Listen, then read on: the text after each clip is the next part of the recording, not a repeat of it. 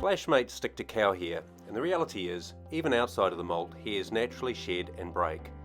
The reapplication goal is to efficiently secure every single unit across the entire herd so they can't be easily knocked off as bulling or riding begins again.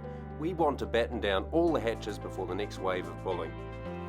All FlashMates must be reapplied to a fresh area of hair 16 to 17 days following original application or an earlier reapplication. Check for loose hair or other material at the new location. If grooming was done well, there will be a good spot close by. Remember, the bond is achieved by attaching to hair, not skin. Avoid spot gluing ahead of the scheduled reapplication. It only creates work and confusion. Slide your thumb under one side to help detach it and leave it partially attached by the hair along one edge like a hinge that can be flipped over without it falling off. Spray the underside of the FlashMate and also spray a circle of glue on the cow in a fresh location. Contact adhesive requires both surfaces to be lightly coated. Glue should not run. Leave the device flipped back to allow the glue time to become tacky.